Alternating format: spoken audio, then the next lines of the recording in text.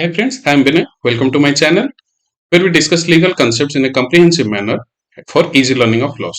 So today's topic is Introduction to BNSS and concept of various criminal codes. So what is BNSS? Let's first discuss what is BNSS.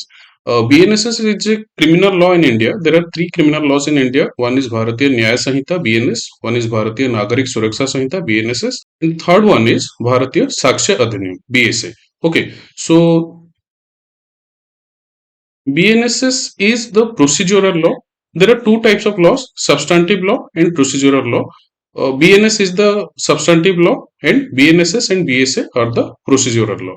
So BNSS is the newer version of older IPC and BNSS is the newer version of older CRPC, Code of Criminal Procedure, and BSA is the newer version of the older the Evidence Act. Okay. So what is substantive law? Substantive law is the law where the rights, liabilities, remedies are defined. Okay.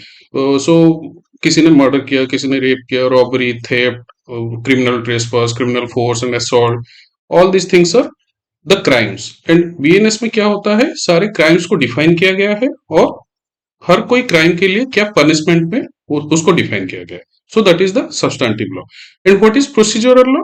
Procedural law enumerates the procedure. Once the crime is committed, then what happens with the accused? What happens with the suspect? Trial कैसे होता है, arrest कैसे होता है, investigation कैसे होता है, court court में ट्रायल कैसे होता है, ठीक है, जजमेंट कैसे आता है, जजमेंट के बाद अपील कैसे होता है, ये सारा प्रोसीजर मेंशन किया गया है आपका. पहले था जो code of criminal procedure CrPC और अभी है आपका भारतीय नागरिक सुरक्षा संहिता में. And BSA deals with the evidences. Okay.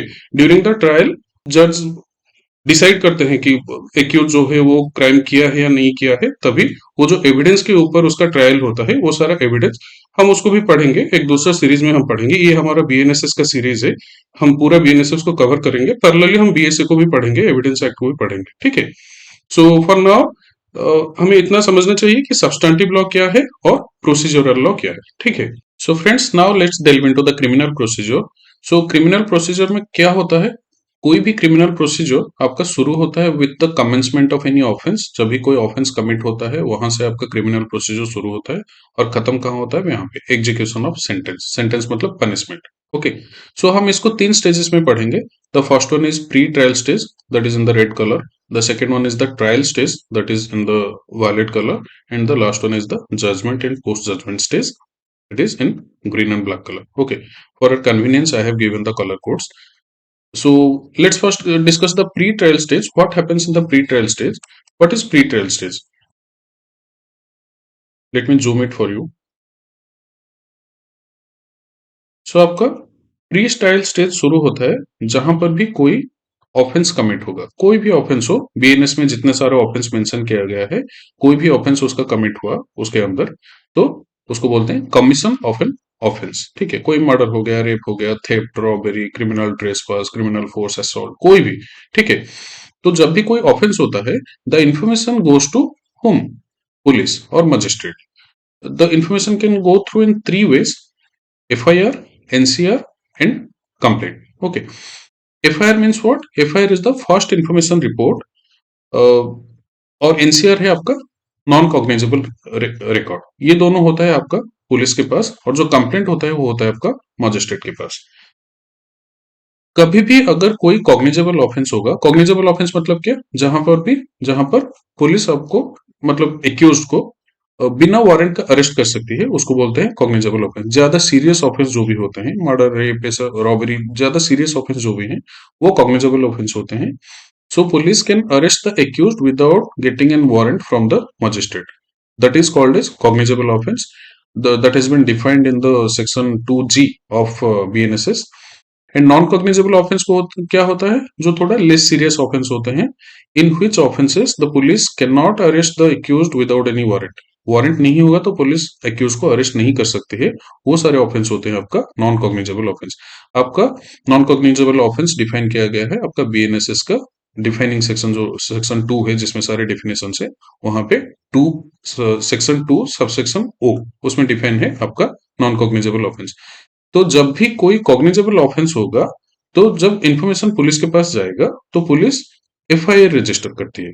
जब भी कोई नॉन कॉग्निजेबल ऑफेंस होगा उसका जब भी इंफॉर्मेशन पुलिस के पास जाएगा, पुलिस क्या करती है, नॉन कॉग्निजेबल रिकॉर्ड होता है पुलिस स्टेशन में, पुलिस वो नॉन कॉग्निजेबल रिकॉर्ड में वो ऑफेंस का इंफॉर्मेशन रिपोर्ट करती है। ठीक है, ये सारे कॉग्निजेबल और नॉन कॉग्निजेबल ऑफेंस आपका फर्स्ट शेड्यूल ऑफ बीएनएसएस, आप अगर बीएनएसएस के आखिर में जाएंगे उस वहां पे एक फर्स्ट शेड्यूल है, वहां पर पूरा मेंशन है, पूरा एक बड़ा सा टेबल है, वहां पे सारा मेंशन है कौन सा कॉग्निजेबल है कौन सा नॉन कॉग्निजेबल है।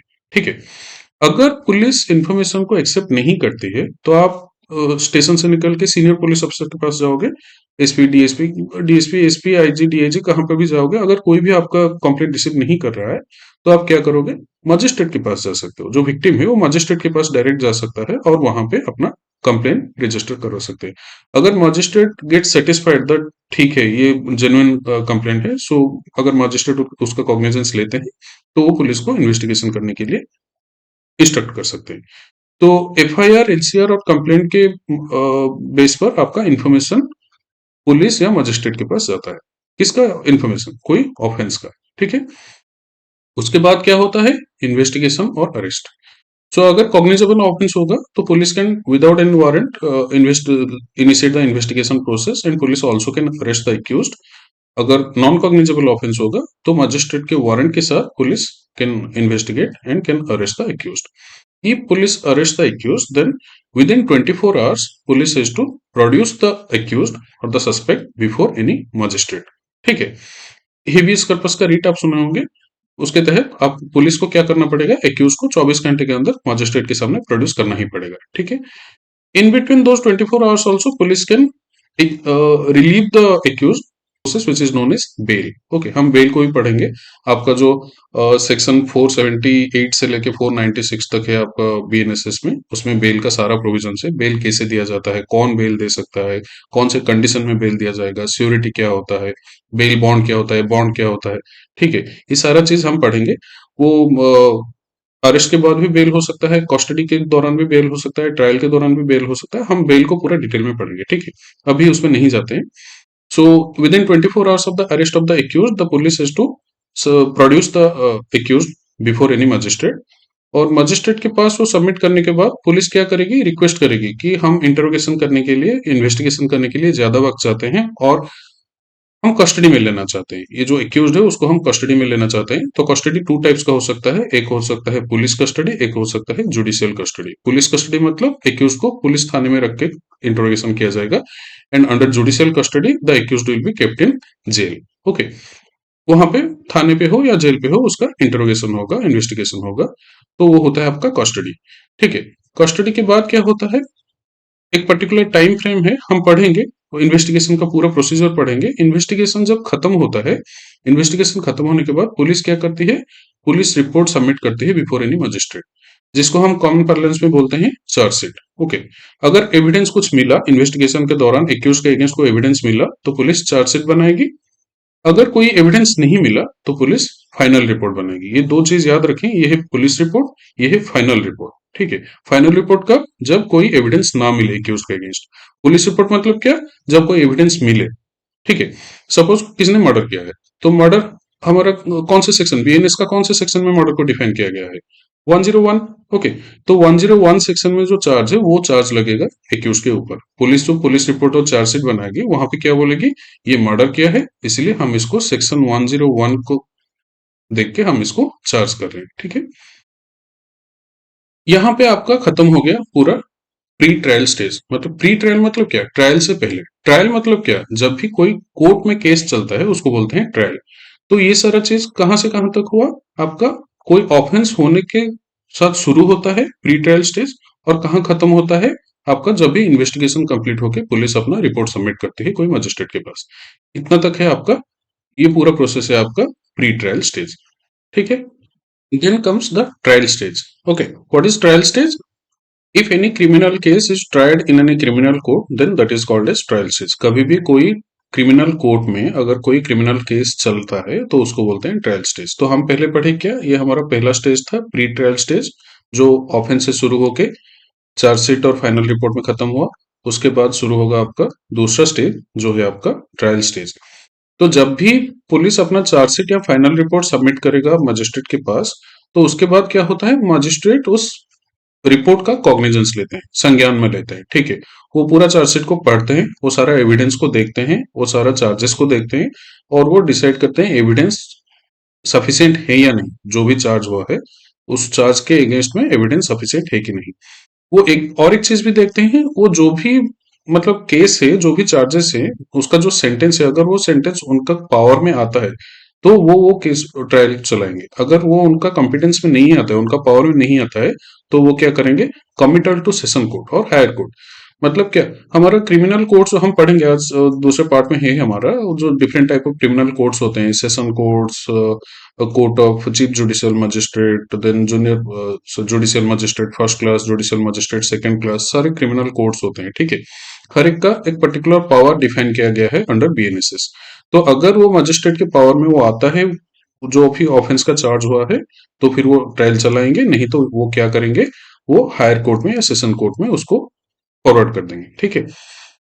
जो भी मतलब अप्रोप्रिएट होगा वहां पे, जब भी वो ट्रायल शुरू होगा वहां पे पहले क्या होगा, फ्रेमिंग ऑफ चार्जेस होगा। देखिए यहाँ पे एक है चार्जशीट, जिसको हम बोलते हैं पुलिस रिपोर्ट, और यहाँ पे है फ्रेमिंग ऑफ चार्जेस। ये दोनों सेम चीज नहीं है, दोनों अलग चीज है। जो चार्जशीट होता है वो ड्राफ्ट होता है, मतलब पुलिस अपने इन्वेस्टिगेशन के बेस पर कुछ चार्जेस लगाते हैं वो जो एक्यूज के ऊपर। लेकिन फ्रेमिंग ऑफ चार्जेस किसका काम है, फ्रेमिंग ऑफ चार्जेस काम है मजिस्ट्रेट का। मजिस्ट्रेट पूरा देखेंगे जो भी चार्जेस है और जो भी एविडेंस है।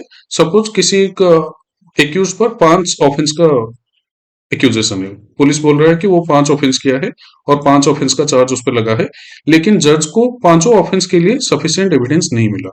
3 ऑफेंस के लिए मिल रहा है और 2 ऑफेंस के लिए वो जो जो भी आपका एविडेंस है वो जज को सफिशिएंट नहीं लगा, मजिस्ट्रेट को सफिशिएंट नहीं लगा। तो वो क्या करेंगे, पुलिस का चार्जशीट से वो 2 चार्जेस को ड्रॉप कर लेंगे, निकाल देंगे, बाकी 3 को रखेंगे। मतलब वो depends upon the satisfaction of the magistrate, ठीक है। तो वो चार्ज फ्रेम करेंगे। जो भी फाइनल चार्जेस मजिस्ट्रेट फ्रेम करेंगे, वो क्या करेंगे, वो जो आरोपी होता है, वो जो एक्यूज होता है, उसको वो चार्जेस पढ़ के सुनाएंगे। वो कटघरे में खड़ा होगा और मजिस्ट्रेट पढ़ के सुनाएंगे कि तुम्हारे मतलब खिलाफ ये सारे चार्जेस फ्रेम किए गए हैं। क्या तुम मानते हो, क्या तुम अपने आप को दोषी मानते हो, डू यू प्लीड गिल्टी। तो ये ऑप्शन दिया जाता है, वो जो एक्यूज्ड होता है उसको बोला जाता है कि आप अपने आप को दोषी मानते हो या दोषी नहीं मानते, ठीक है।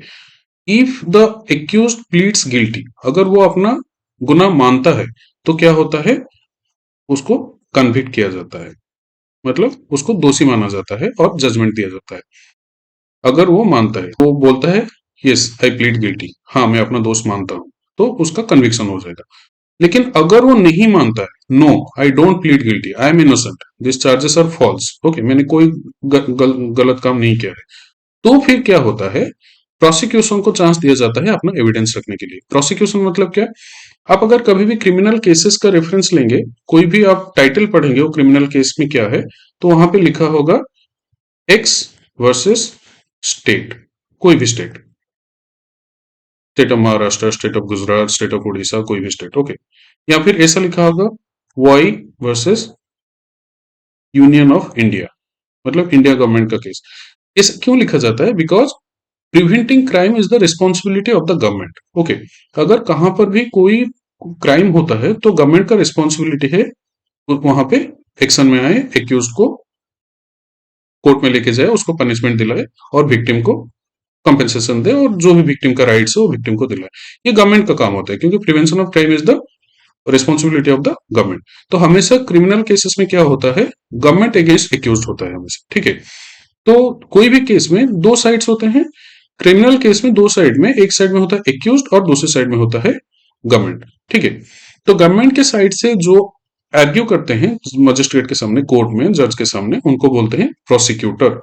और जो एक्यूज के बिहाफ पे आर्ग्यू करते हैं, एक्यूज के फेवर में आर्ग्यू करते हैं, उनको बोला जाता है डिफेंस, ठीक है। तो यहां लिखा है प्रोसिक्यूशन, यहां लिखा है डिफेंस। तो प्रोसिक्यूशन गवर्नमेंट की तरफ से आर्ग्यू करते हैं, डिफेंस क्या करते हैं, एक्यूज की तरफ से आर्ग्यू करते हैं। सो जब भी वो एक्यूज्ड अगर गिल्टी प्लीड नहीं करता, वो अपना दोष नहीं मानता मजिस्ट्रेट के सामने, तो प्रोसिक्यूशन को बोला जाता है कि ये आदमी, ये एक्यूज्ड अपना दोष नहीं मान रहा है, आप जो भी एविडेंस लाए हैं, पुलिस इन्वेस्टिगेशन में जो भी एविडेंस कलेक्ट किया है, उसको आप यहाँ पे रखो। तो प्रोसिक्यूशन सारा एविडेंस रखती है। उसके बाद क्या किया जाता है, वो जो एक्यूज्ड होता है उसको एक चांस दिया जाता है अपना स्टेटमेंट देने के लिए। मतलब वो कुछ भी बोल सकता है, वो अपने फेवर में कुछ भी बोल सकता है, मैं इनोसेंट हूँ, मैं ये नहीं किया हूँ, ये सारा एविडेंस मेरे खिलाफ फ्रेम किया गया है, मेरा कोई दोष नहीं था, मैं इनोसेंट था, ऐसा वो स्टेटमेंट देता है, वो अपना टेस्टिमनी देता है। उसके बाद क्या क्या आ जाता है, डिफेंस को बोला जाता है, जो डिफेंस का एडवोकेट होते हैं, मतलब जो डिफेंस मतलब कौन, जो एक्यूज के तरफ से आर्ग्यू करते हैं, उनको चांस दिया जाता है वो अपना एविडेंस रखें। ठीक है, डिफेंस का लॉयर जो होता है, एडवोकेट जो होता है, वो अपना एविडेंस रखते हैं। और ये सारा प्रोसेस खत्म होने के बाद मजिस्ट्रेट बोलते हैं दोनों साइड को, प्रोसिक्यूशन को और डिफेंस को, दोनों को बोलते हैं आप अपना क्लोजिंग स्टेटमेंट दो, फाइनल आर्ग्यूमेंट करो। तो डिफेंस भी अपना फाइनल आर्ग्यूमेंट करते हैं और प्रोसिक्यूशन भी अपना फाइनल आर्ग्यूमेंट करते हैं। यहाँ पे आपका खत्म हो गया ट्रायल स्टेज। ठीक है, तो ट्रायल स्टेज में पहले क्या हुआ, वो जो पुलिस रिपोर्ट आया उसका कॉग्निजेंस लिया मजिस्ट्रेट ने। अगर वो उसका पावर में है तो वो खुद ट्रायल चलाएगा, अगर उसका पावर में नहीं है तो क्या करेगा, वो हायर कोर्ट में, सेशन कोर्ट में फॉरवर्ड कर लेगा। जहां पर भी अप्रोप्रिएट कोर्ट में वो ट्रायल चलेगा, वहां पे वो जो मजिस्ट्रेट होता है या जज होता है, वो पहले इन्वेस्टिगेशन रिपोर्ट को बेस करके, एविडेंस के बेस पर चार्जेस फ्रेम करेंगे अपना अलग से, जो चार्जशीट से अलग भी हो सकता है। It depends upon the satisfaction of the जज और मजिस्ट्रेट।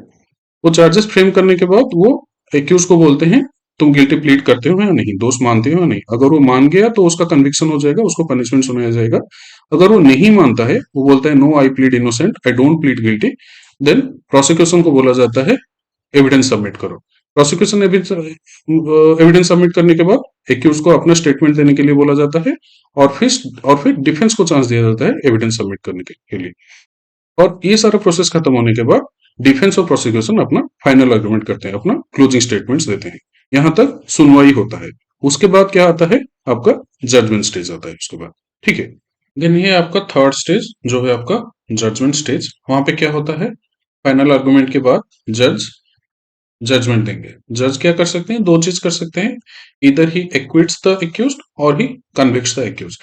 एक्विटल होता है, एक्विटल मतलब क्या, उसको बाइज्जत वरी किया जाता है, उसका कोई एविडेंस नहीं मिला और जज सेटिस्फाई नहीं हुए।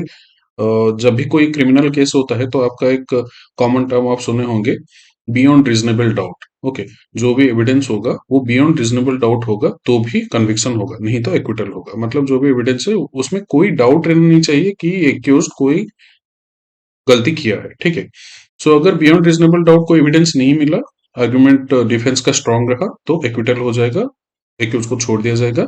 लेकिन प्रोसिक्यूशन अगर सफिशिएंट एविडेंस दे सकते हैं और ये प्रूव कर सकते हैं, स्ट्रांग आर्ग्यू कर सकते हैं, तो कन्विक्शन होगा, उसको दोषी पाया जाएगा। अगर कन्विक्शन होता है, एक्विटल होगा तो उसको छोड़ दिया जाएगा, कन्विक्शन होगा तो उसको जजमेंट में पनिशमेंट सुनाया जाएगा, pronouncement of the judgment. Okay, जज क्या करेंगे, मजिस्ट्रेट या जज क्या करेंगे, बीएनएस में जो भी धाराएं हैं, जो भी सेक्शंस हैं, हर एक ऑफेंस के लिए एक सेपरेट पनिशमेंट है। तो पनिशमेंट को लेके वो, मतलब ऑफेंस को लेके वो पनिशमेंट प्रोनाउंस करेंगे। सपोज एग्जांपल लेते हैं, किसी ने मर्डर किया है और मर्डर के लिए जज ने और मजिस्ट्रेट ने एक्यूज को लाइफ इम्प्रिजनमेंट का पनिशमेंट दिया। तो फिर क्या होगा, वो पनिशमेंट के ऊपर फिर से आर्गुमेंट हो सकता है। ठीक है, वो डिफेंस हमेशा एक्यूज के फेवर में आर्ग्यू करेगा और प्रोसिक्यूशन हमेशा गवर्नमेंट के फेवर में आर्ग्यू करेगा। प्रोसिक्यूशन हमेशा चाहेगा ज्यादा से ज्यादा पनिशमेंट मिले, डिफेंस हमेशा चाहेगा उसका क्लाइंट को कम से कम पनिशमेंट मिले। तो डिफेंस आर्ग्यू करेगी कि सुप्रीम कोर्ट का वो फलाना मतलब लैंडमार्क जजमेंट था, वहां पे इसी सिचुएशन में ही मर्डर हुआ था और उसके लिए उसको रिगरस पनिशमेंट दिया गया था, लाइफ इम्प्रिजनमेंट नहीं दिया गया था, 10 साल का पनिशमेंट दिया गया था। ऐसा आर्ग्यू होगा। प्रोसिक्यूशन भी आर्ग्यू करेगी नहीं नहीं, इतना पनिशमेंट सही है, इसे ज्यादा भी दिया जा सकता है, इसे कम नहीं होना चाहिए। वैसे पनिशमेंट के ऊपर जब भी आर्गुमेंट होगा, उसके बाद मजिस्ट्रेट वो सारा चीज कंसिडर करके अपना फाइनल सेंटेंस सुनाएंगे। सेंटेंस मतलब पनिशमेंट। ओके, ये फाइनल पनिशमेंट है। ये पनिशमेंट फिर से अपील हो सकता है, अगर एक्यूज्ड और एक्यूज्ड का जो एडवोकेट होता है, डिफेंस एडवोकेट होता है, वो अगर सेटिस्फाइड नहीं है तो ये हायर कोर्ट में जाके अपील भी कर सकते हैं, रिवीजन के लिए भी पिटिशन डाल सकते हैं। अगर मतलब अपील नहीं हुआ तो फिर क्या होगा, एग्जीक्यूशन ऑफ द सेंटेंस होगा। सपोज उसको 10 साल का रिग्रेस पनिशमेंट सेंटेंस सुनाया गया, तो उसको जेल भेज दिया जाएगा। अगर कोई सीरियस ऑफेंस है, रेयरेस्ट ऑफ रेयर केस है जिसमें डेथ पेनल्टी दिया गया है, तो उसको फांसी दिया जाएगा। जो भी यहाँ पे सेंटेंस दिया गया, पनिशमेंट दिया गया, उसको एग्जीक्यूट किया जाएगा। ठीक है, उसको बोलते हैं एग्जीक्यूशन ऑफ सेंटेंस। तो यहाँ पे आपका क्रिमिनल प्रोसीजर खत्म होता है। तो हम पूरा जो तीनों स्टेप पढ़े, क्रिमिनल प्रोसीजर जो इंडिया में चलता है अंडर बीएनएसएस, आपका प्री ट्रायल स्टेज में क्या होता है, आपका ट्रायल स्टेज में क्या होता है, ये था आपका प्री ट्रायल स्टेज, ये था आपका ट्रायल स्टेज, और ये था आपका जजमेंट और पोस्ट जजमेंट स्टेज।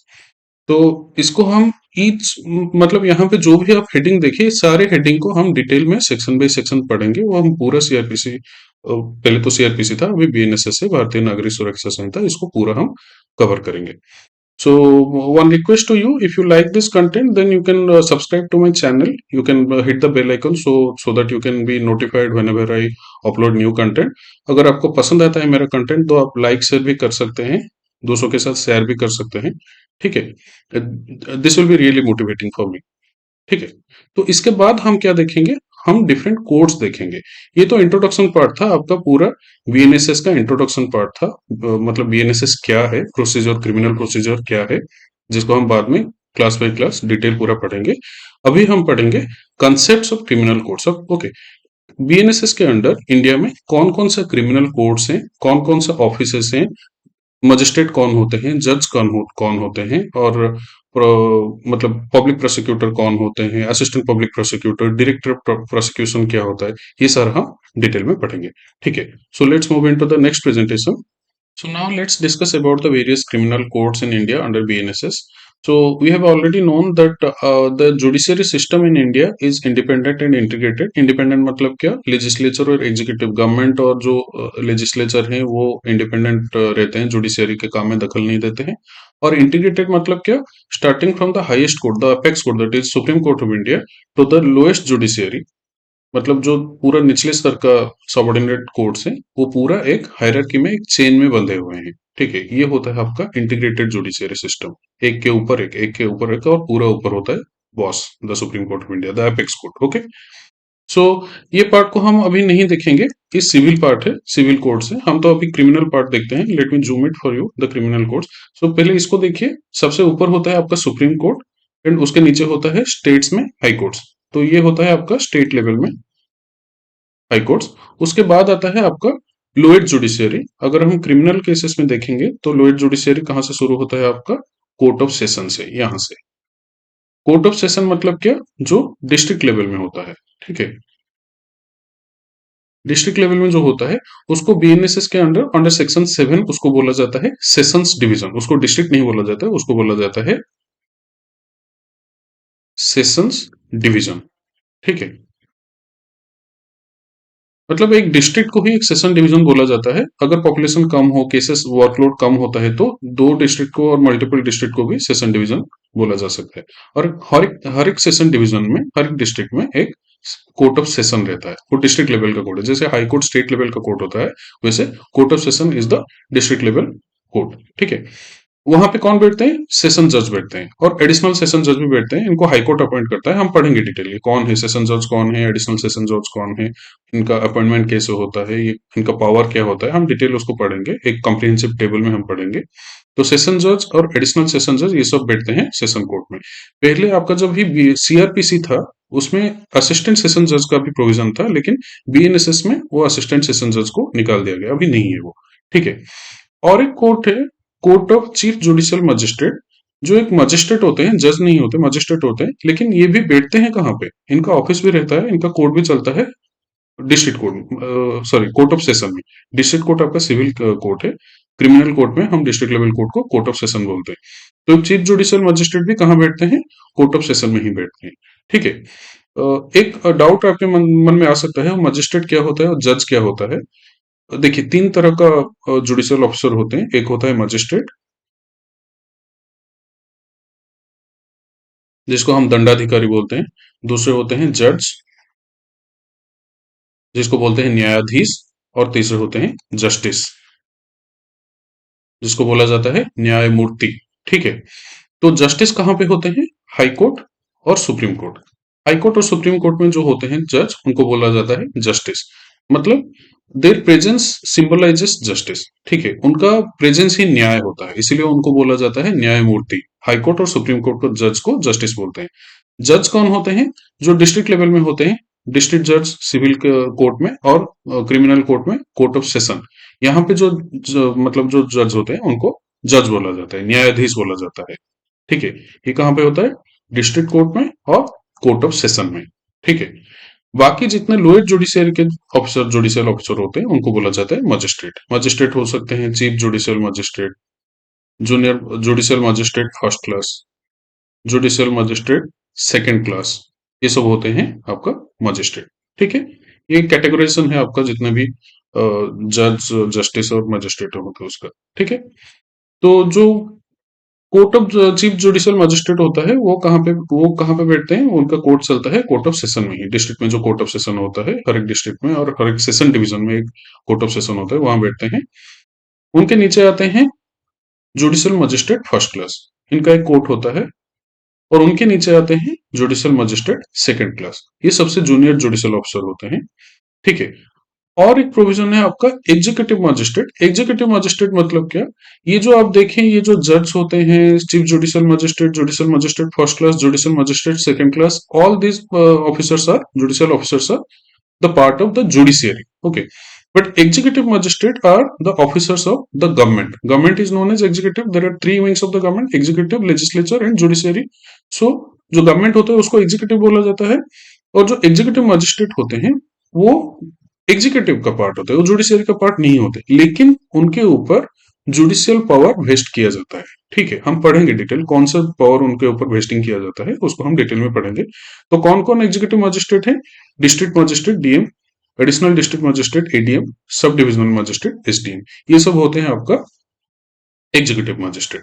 ठीक है, ये टेबल देखिए आप, एक टेबल है, comprehensive table on constitution and power of courts और जजेस एंड मजिस्ट्रेट्स। ओके, तो हमारे बीएनएसएस में बहुत सारे कोर्ट्स, बहुत सारे मजिस्ट्रेट्स, जो जजेस, इनके बारे में पूरा डिटेल सेक्शन वाइज सेक्शन मतलब मेंशन किया गया है। उनका एस्टेब्लिशमेंट हम इस टेबल में हम देखेंगे। डेफिनेशन ऑफ एस्टेब्लिशमेंट कौन सा सेक्शन में दिया गया है, कौन सा कोर्ट या जज या मजिस्ट्रेट के बारे में, उनका पावर कौन सा सेक्शन में दिया गया है, और उनका पावर क्या है, और कोई स्पेशल मेंशन है तो उसको हम मैंने एक स्पेशल मेंशन कर दिया है रिमार्क्स बोल के।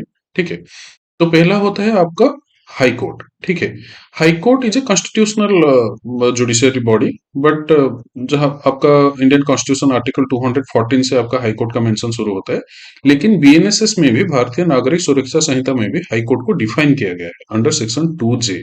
ठीक है, और उसका पावर कहां पे मेंशन है?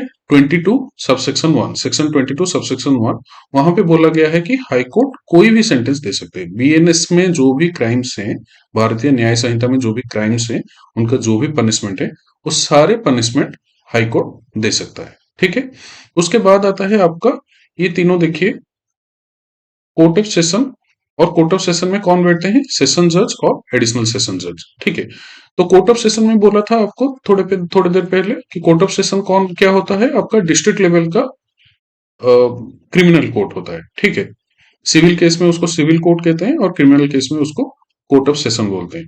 तो कोर्ट ऑफ सेशन को डिफाइन किया गया है सेक्शन 8 सबसेक्शन 1 में, और जो वहां पे जो बैठते हैं सेशन जज और एडिशनल सेशन जज, सेशन जज को डिफाइन किया गया है, मेंशन किया गया है सेक्शन 8 सबसेक्शन 2, और एडिशनल सेशन जज को मेंशन किया गया है सेक्शन 8 सबसेक्शन 3। सो 8(1), 8(2), 8(3), ये सारे किसके बारे में है? सेशन कोर्ट, सेशन जज और एडिशनल सेशन जज। तो सेशन जज और एडिशनल सेशन जज, ये दोनों का पावर सेम, इसीलिए मैं सेशन जज में उनका पावर का सेक्शन और पावर लिखा हूं, लेकिन एडिशनल सेशन जज में यहाँ पे लिखा हूं सेम एज सेशन जज। मतलब सेशन जज का जो भी पावर होता है, एडिशनल सेशन जज का भी वही पावर होता है। ठीक है, पावर कहाँ पे दिया गया है? Section 22 subsection 2। ठीक है, यहाँ पे बोला गया है कि सेशन जज और एडिशनल सेशन जज भी एनी सेंटेंस प्रोनाउंस कर सकते हैं, लेकिन यहाँ पे कैच है, अगर वो कभी भी डेथ सेंटेंस देंगे तो उनको हाई कोर्ट से कंफर्म करना पड़ेगा। ठीक है, बाकी सारा सेंटेंस वो ऐसे ही दे सकते हैं, पनिशमेंट ऐसे ही दे सकते हैं, लेकिन इफ द सेशन जज और एडिशनल सेशन जज pronounce death sentence, then it should be confirm from the high court. Okay, next हम देखेंगे chief judicial magistrate. Chief judicial magistrate का मेंशन किया गया है सेक्शन 10 सबसेक्शन 1 में। उनका पावर मेंशन किया गया है सेक्शन 23 सबसेक्शन 1 में। उनका पावर कितना है? Chief judicial magistrate can give a punishment up to 7 year of imprisonment. मतलब वो डेथ पेनल्टी नहीं दे सकता है, वो लाइफ इम्प्रिजनमेंट भी नहीं दे सकता है, वो इम्प्रिजनमेंट दे सकता है, लेकिन अप टू 7 साल तक। 7 साल से ज्यादा कोई ऑफेंस का अगर सेंटेंस आएगा तो वो सेशन जज के पास चला जाएगा, वो चीफ जुडिशियल मजिस्ट्रेट नहीं दे सकता है। और सेक्शन 10 सबसेक्शन 2 में एडिशनल चीफ जुडिशियल मजिस्ट्रेट के बारे में मेंशन किया गया है। उनका पावर भी सेम होता है। चीफ जुडिशियल मजिस्ट्रेट का पावर जो है, एडिशनल चीफ जुडिशियल मजिस्ट्रेट का पावर भी उतना ही है, मतलब 7 साल तक का सजा वो दे सकते हैं। नेक्स्ट आता है judicial magistrate first class. Section 9 subsection 1 में मेंशन किया गया है, और उनका पावर क्या है वो दिया गया है सेक्शन 23 सबसेक्शन 2 में। जुडिशियल मजिस्ट्रेट फर्स्ट क्लास का पावर क्या है, वो 3 साल तक का सजा दे सकते हैं। फाइन अगर लगाएंगे, इम्पोज करेंगे तो 50,000 तक का फाइन इम्पोज कर सकते हैं, और वो कम्युनिटी सर्विस भी दे सकते हैं। ठीक है।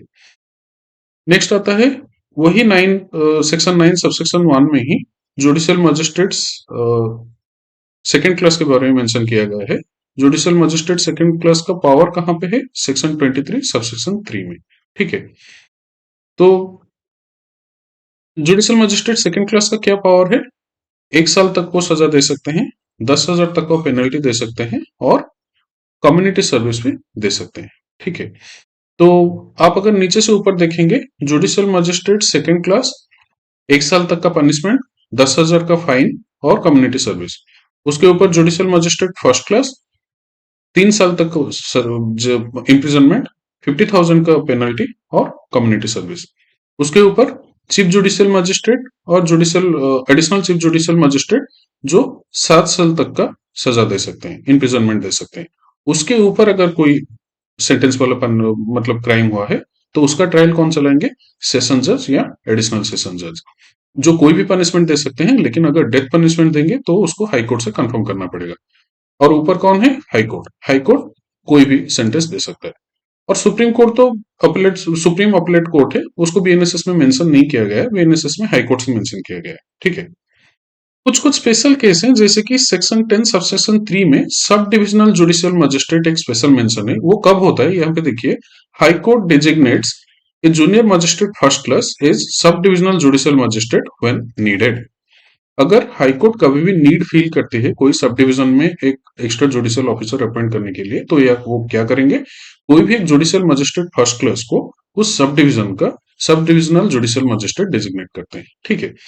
और एक सेक्शन आप देखेंगे, सेक्शन 11 का सबसेक्शन 1 और सबसेक्शन 2, वहां पे क्या है, स्पेशल जुडिशियल मजिस्ट्रेट का मेंशन किया गया है। वो स्पेशल जुडिशियल मजिस्ट्रेट क्या है, यहाँ पे देखिए, upon the request of state और centre, High Court designates a junior magistrate first class or junior magistrate second class as special judicial magistrate for a case or a class of case for 1 year at a time। मतलब क्या, कभी भी अगर high court को या sorry state government को या central government को कोई पर्टिकुलर केस या फिर कोई पर्टिकुलर क्लास ऑफ केस, एक ग्रुप ऑफ केस के लिए कोई स्पेशल जुडिशियल ऑफिसर चाहिए, तो वो हाई कोर्ट को रिक्वेस्ट करते हैं किसी भी एक जुडिशियल मजिस्ट्रेट फर्स्ट क्लास और जुडिशियल मजिस्ट्रेट सेकंड क्लास को एक स्पेशल जुडिशियल मजिस्ट्रेट के तहत वो एक ऑर्डर निकाले। ठीक है। तो उनको पर्टिकुलर केस के लिए अपॉइंट किया जाता है, और उनका जो अपॉइंटमेंट होता है वो 1 साल के लिए होता है। एक टाइम में 1 साल के लिए हो सकता है, अगर 1 साल में खत्म नहीं हुआ तो फिर एक्सटेंशन हो सकता है, लेकिन इन इंस्टेंस वो 1 साल के लिए ही अपॉइंट होते हैं, फिर और 1 साल के लिए एक्सटेंशन हो सकता है। ठीक है। ये सारा आपका जो हम देखे, ये सारे थे क्या, जुडिशियरी के पार्ट। नेक्स्ट आते हैं आपका एग्जीक्यूटिव के पार्ट। ठीक है। मैं बोला था आपको पिछले स्लाइड में कि हम एग्जीक्यूटिव मजिस्ट्रेट के बारे में पढ़ेंगे। एग्जीक्यूटिव मजिस्ट्रेट जुडिशियरी का पार्ट नहीं होते हैं, वो गवर्नमेंट का ऑफिसर होते हैं, लेकिन नीड के बेसिस पे उनपे कुछ कुछ जुडिशियल पावर वेस्ट किया जाता है। जैसे कि आपका सेक्शन 14 में आप देखेंगे, सेक्शन 14 के सबसेक्शन 1, सबसेक्शन 2 और सबसेक्शन 3, इन तीनों सबसेक्शन में आपका एग्जीक्यूटिव मजिस्ट्रेट के बारे में दिया गया है।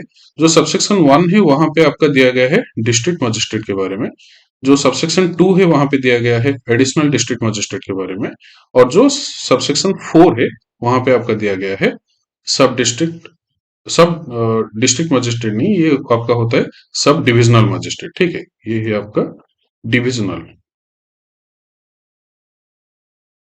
डिस्ट्रिक्ट नहीं है। ठीक है, सब डिविजनल मजिस्ट्रेट। ठीक है। तो इनको क्या पावर दिया जाता है, आप अगर देखोगे section 163, section 164, section 194 of BNSS, भारतीय नागरिक सुरक्षा संहिता, 163 में एग्जीक्यूटिव मजिस्ट्रेट को public order, law and order maintain करने के लिए पावर दिया जाता है। आप जो जनरली कॉमन पार्लेंस में उसको कर्फ्यू बोलते हैं। पहले सीआरपीसी में 144 था, ठीक है, धारा 144 बोलते थे, कहाँ पे कर्फ्यू लग गया, तो वो अभी बीएनएसएस में 163 हो गया है। ये एग्जीक्यूटिव मजिस्ट्रेट का पावर है, मतलब लॉ ऑर्डर मेंटेन करने के लिए वो ऐसा ऑर्डर पास कर सकते हैं। हम डिटेल में पढ़ेंगे इसे। 164 में क्या होता है, अगर कहीं पर भी कोई लैंड और वाटर को लेके कोई डिस्प्यूट हुआ जिससे पब्लिक पीस ट्रैंक्विलिटी मतलब ब्रीच होने वाला है, कोई law and order situation arise होने वाला है, तो एग्जीक्यूटिव मजिस्ट्रेट वहां पे इंटरवीन कर सकता है, ठीक है।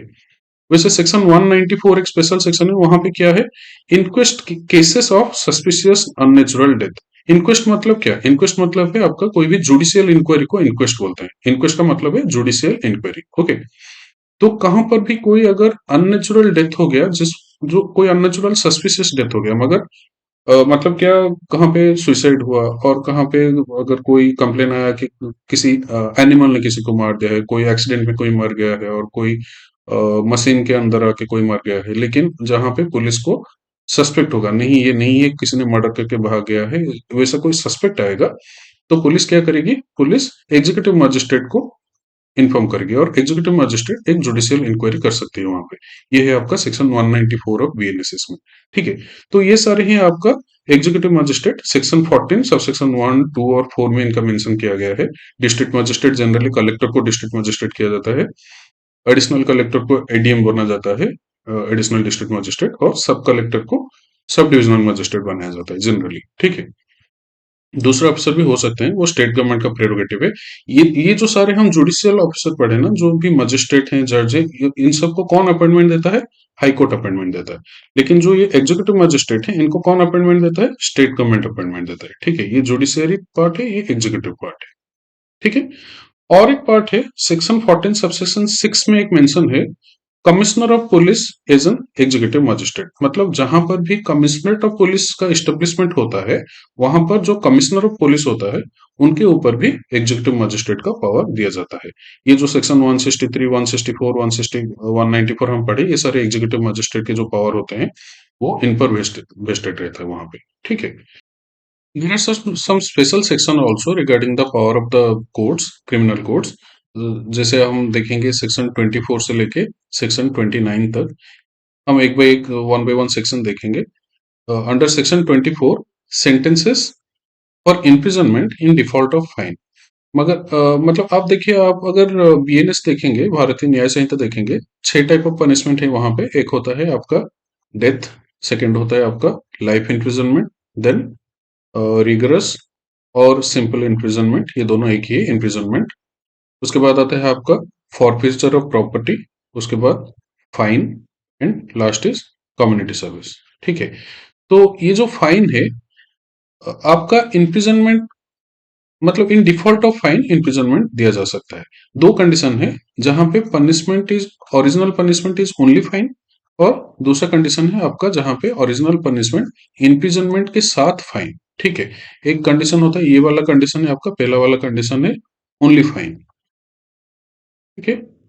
एंड दूसरा वाला कंडीशन है इम्प्रिजनमेंट प्लस फाइन। तो ये दोनों केस में अगर कोई भी वो जो फाइन होता है, वो फाइन को डिफॉल्ट कर जाता है, वो फाइन नहीं दे सकता है, तो उसको सब्सटीट्यूशन में एक्स्ट्रा इम्प्रिजनमेंट दिया जा सकता है। एक बाय वन बाय वन हम देखेंगे। ओनली फाइन अगर किसी का मतलब पनिशमेंट है, वहां पे वो फाइन नहीं दे सकता है, वो फाइन का डिफॉल्ट कर जाता है, तो उसको इम्प्रिजनमेंट होगा। And that imprisonment in default of such fine should not exceed the power of the magistrate. जो भी मजिस्ट्रेट वो फाइन के डिफॉल्ट में पनिशमेंट दे रहा है, उसका जितना भी पनिशमेंट है, इम्प्रिजनमेंट का पावर है जितनी, उसे वो एक्सीड नहीं कर सकता है। जैसे हम एग्जांपल लेंगे, सपोज हम देखते हैं एक जुडिशियल मजिस्ट्रेट सेकंड क्लास है, उसका पावर कितना है, इम्प्रिजनमेंट देने का उसका पावर है 1 ईयर, ठीक है। तो अगर वो फाइन के डिफॉल्ट में इम्प्रिजनमेंट का पनिशमेंट दे रहा है कोई जुडिशियल मजिस्ट्रेट सेकंड क्लास, तो वो 1 साल से ज्यादा नहीं दे सकता है, 1 साल तक का ही इम्प्रिजनमेंट, एक्स्ट्रा इम्प्रिजनमेंट वो दे सकता है, ठीक है।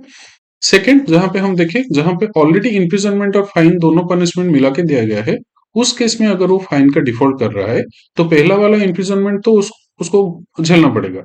उसके बाद वो जो फाइन का डिफॉल्ट है, उसके लिए उसको एक्स्ट्रा इम्प्रिजनमेंट दिया जाएगा। लेकिन वो जो इम्प्रिजनमेंट दिया जाएगा सब्स्टिट्यूशन में, वो imprisonment default of fine should not exceed 1/4 of the power of the magistrate, ठीक है, इसके लिए हम एग्जांपल लेते हैं। सपोज एक जुडिशियल मजिस्ट्रेट फर्स्ट क्लास है, ठीक है, उसका कितना पावर रहता है? 3 साल तक का। ठीक है, अगर किसी एक कन्विक्टेड है जिसको ऑलरेडी पनिशमेंट मिला है 5 ईयर ऑफ इम्प्रिजनमेंट, उसके साथ 50,000 का पेनल्टी, फाइन। ठीक है, वो 5 ईयर इम्प्रिजनमेंट, उसको जेल तो भेज दिया जाएगा, लेकिन 50,000 का पेनल्टी वो नहीं दे पाया। ठीक है, अगर वो नहीं दे पाया तो उसके लिए उसको क्या मिलेगा? एक्स्ट्रा इम्प्रिजनमेंट मिलेगा। वो 5 साल के बाद उसको एडिशनल इम्प्रिजनमेंट मिलेगा, लेकिन वो जो इम्प्रिजन मिलेगा उसका लिमिट क्या है? वो should not exceed 1/4 of the power of the magistrate. मतलब यहाँ पे जो जूनियर मजिस्ट्रेट फर्स्ट क्लास है उसका पावर कितना था? 3 साल था। उसका 1/4 मतलब क्या है? 9 मंथ है। तो इस केस में जब वो पेनल्टी, वो जो फाइन है उसको डिफॉल्ट करेगा, तो उसको जो एडिशनल इम्प्रिजनमेंट मिलेगा वो 9 मंथ से ज्यादा नहीं हो सकता, वो 9 मंथ के अंदर ही रहेगा। ठीक है, ये प्रोविजन कहाँ पे है? सेक्शन 24 में। सेक्शन 25 क्या बोल रहा है? Sentences in case of conviction of several offences at one trial. अगर एक ही ट्रायल में मल्टीपल ऑफेंसेस के ट्रायल चल रहा है, मल्टीपल पनिशमेंट का प्रोविजन है, तो वहां पे कैसा पनिशमेंट दिया जाएगा? वहां पे मजिस्ट्रेट के पास दो पावर है। Either he can go for consecutive punishment और he can go for concurrent punishment. Consecutive punishment मतलब क्या? एक एग्जांपल लेते हैं। किसी एक एक्यूज, किसी कन्विक्टेड को दो ऑफेंस के लिए 5 साल का प्रोविजन है और 3 साल का प्रोविजन है। ठीक है, ये दोनों पनिशमेंट अगर हम कंजिक्यूटिवली देंगे तो पहले 5 साल का सजा देंगे, फिर 3 साल का सजा देंगे, तो इसका एग्रीगेट पनिशमेंट कितना हो गया? 8 ईयर ऑफ इम्प्रिजनमेंट। ठीक है, ये हो गया आपका कंजिक्यूटिव। लेकिन कंकरेंट अगर दिया जाएगा तो ये दोनों को एक ही साथ में दिया जाएगा, मतलब 5 साल दिया जाएगा, उसके साथ ही 3 साल दिया जाएगा।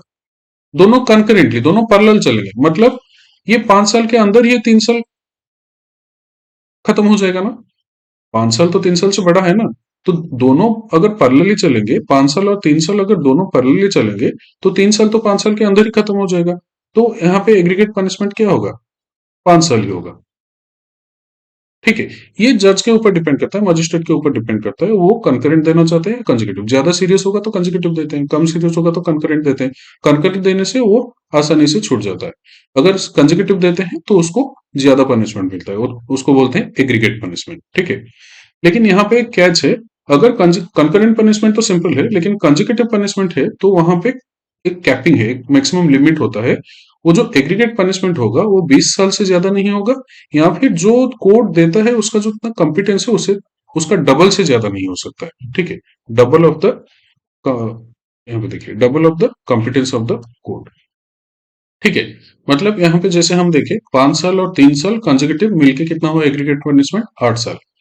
ये जो एग्रीगेट पनिशमेंट है यहाँ तो 8 साल ही ठीक है, लेकिन अगर ये ज्यादा भी हो सकता है तो बढ़ के कितना हो सकता है? 20 साल तक हो सकता है, उससे ज्यादा नहीं हो सकता है। या फिर जो मजिस्ट्रेट इसका पनिशमेंट दे रहे हैं, वो मजिस्ट्रेट का जो पावर होता है उसका डबल से ज्यादा नहीं हो सकता। जैसे कि जुडिशियल मजिस्ट्रेट फर्स्ट क्लास ये अगर दे रहे हैं तो इनका तो 3 साल का है, तो ये 6 साल तक का एग्रीमेंट, एग्रीगेट पनिशमेंट दे सकते हैं। कंजिक्यूटिव पनिशमेंट में 6 साल से ज्यादा का नहीं दे सकते। अगर कोई चीफ जुडिशियल मजिस्ट्रेट है तो चीफ जुडिशियल मजिस्ट्रेट का कितना है? 7 साल का है,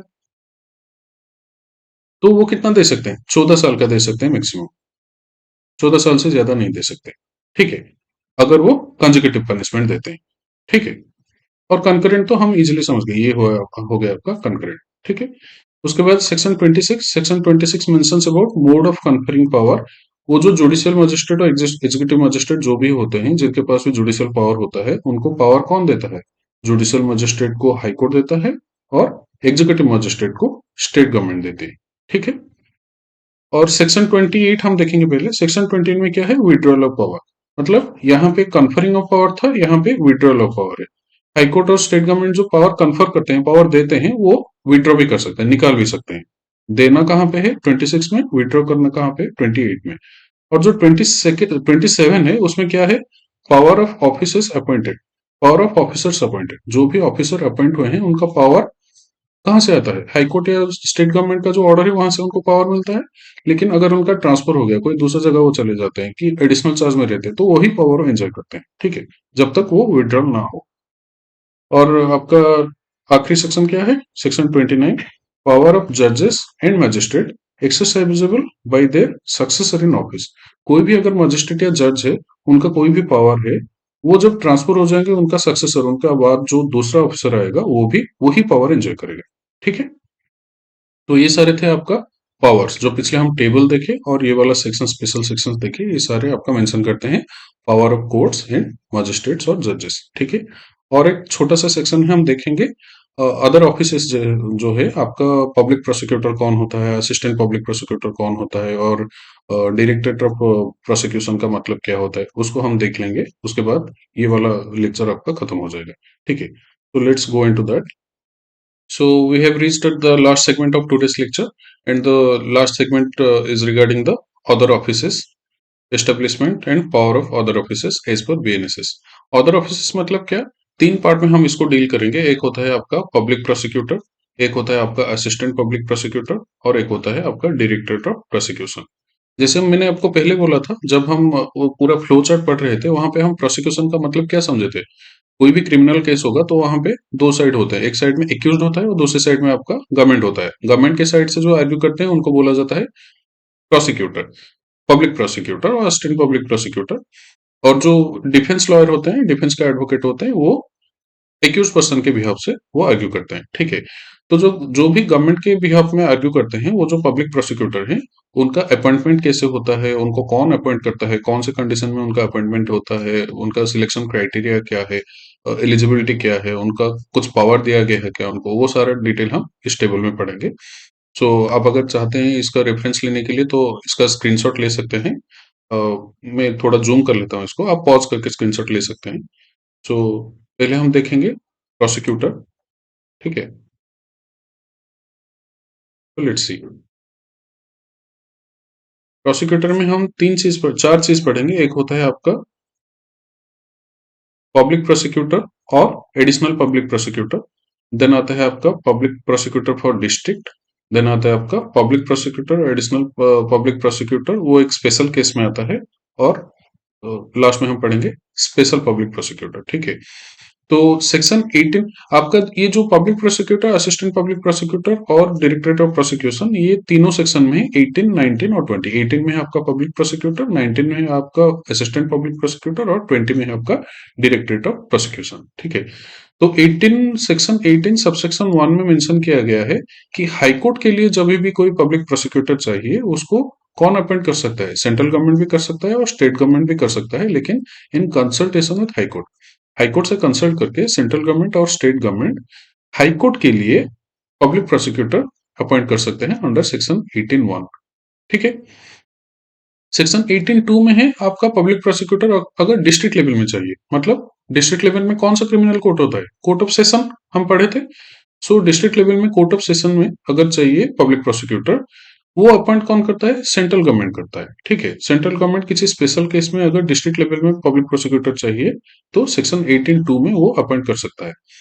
और आपका डिस्ट्रिक्ट लेवल में अगर पब्लिक प्रोसिक्यूटर स्टेट गवर्नमेंट को चाहिए, तो डिस्ट्रिक्ट लेवल में तो वो अपॉइंट कर सकते हैं सेक्शन 18 सबसेक्शन 3 में।